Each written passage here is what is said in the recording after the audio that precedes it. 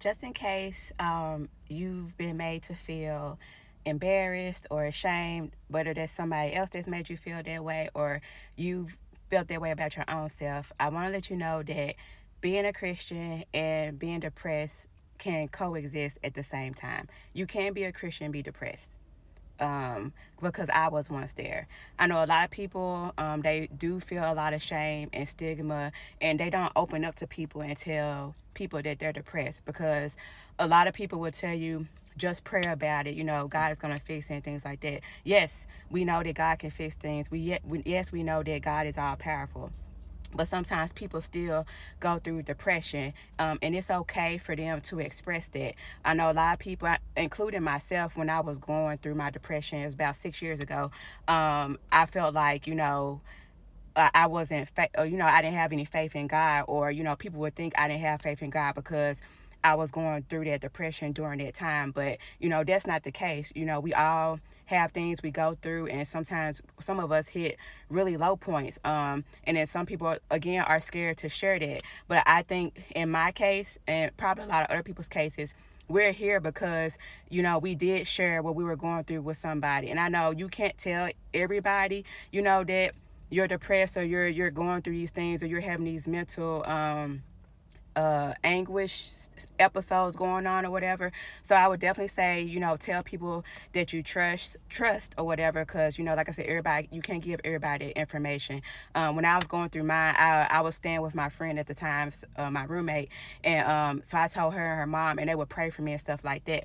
So my tips for, trying to get through a depression or whatever, because like I said, some people, they've been praying for years and they're still going through it. Some people go through like a constant depression. Some people, it's seasonal. The season is getting ready to change, and it's getting ready to get cold outside, so it's going to start up for some people. For me, when I went through mine, it was a lot of things that helped me get through it. Like I said, I believe in God. I have faith in Him. But there's also other things in addition to our faith that can help us get through it. So for me, I didn't know that I was low on vitamin D. So a lot of people who suffer from depression, their vitamin D levels are low. So I was taking vitamin D. I took magnesium and zinc together because it kind of, it relaxes your body or whatever. So, but if you are on any medications, I would definitely say talk to your doctor first, because sometimes some vitamins can't interact with different medications. I was also walking a lot. A lot of times I didn't want to get out the bed. I would literally wake up thinking about what time I was going to get in the bed that day. Like, my depression lasted for about a year.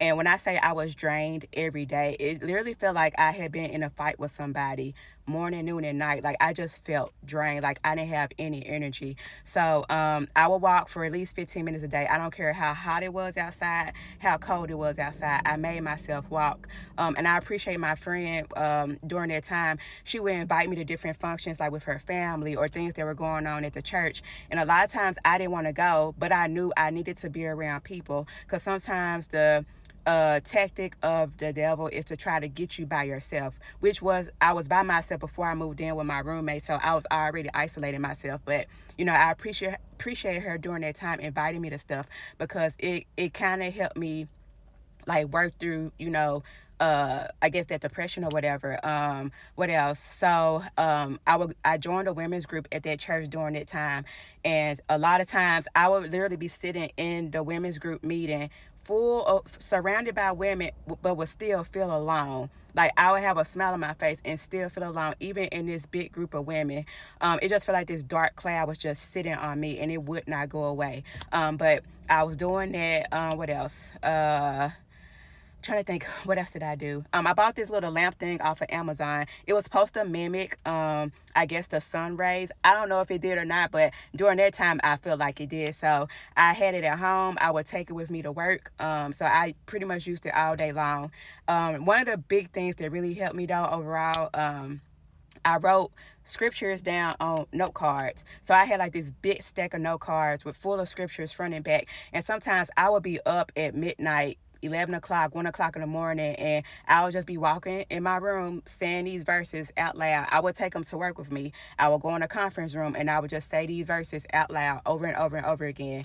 Another thing I did was I would listen to sermons all day long. I would listen to sermons when I got up, driving into work, when I driving back home from work, when I was sleeping at night. I went to bed with headphones on my head listening to sermons. So because for me during that time, it's like that was the only thing that was, drowning out, those, I guess, that mental anguish or thoughts that I was having during that time. So I would definitely say, like, just try all those things. Definitely don't sit in the depression. Do what you can, and if you need to go get help, go get help. I know at one particular turning point for me, it was like raining that particular night, and I felt like in that moment that I wasn't gonna make it past that day because that's how bad it was that particular night. And I called one of my friends up, and she told me, if you need to go somewhere, take yourself somewhere.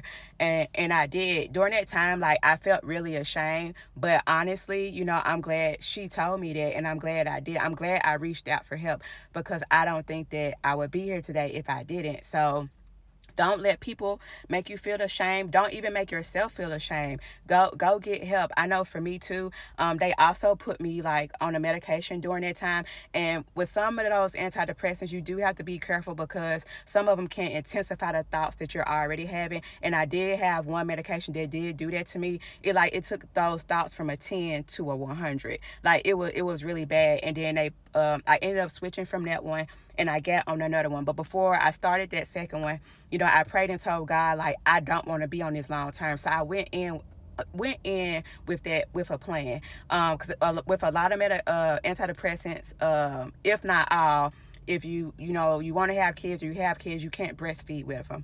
And I was like, I don't want to be on this long term or whatever. So I was literally on it 3 months. They say you're supposed to talk to your doctor before you try to wean yourself off of it, but I weaned my own self off, so I just like slowly took myself off of it. So if I was taking it like 5 days a week, I started taking it like I would do the 5 days, and then the next week I would do like 4 days, and then so on and so forth. But yeah, if you're going through a depression right now, or you feel like that's a norm for you, like, don't just accept it. Don't just sit in it. Like I said, talk to people that you feel like you can trust with what you're going through or whatever, and go get the help. So whether it's getting on medication, whether it's going to see a therapist, like, you're not in this by yourself, and there's no shame in it. Like, God still loves you. He still cares about you. And he wants you here. He has you here for a purpose. So yeah, get up, live your life. Like, let this be the last month, the last day, the last season, the last year that you sit in a depression. Okay? Bye.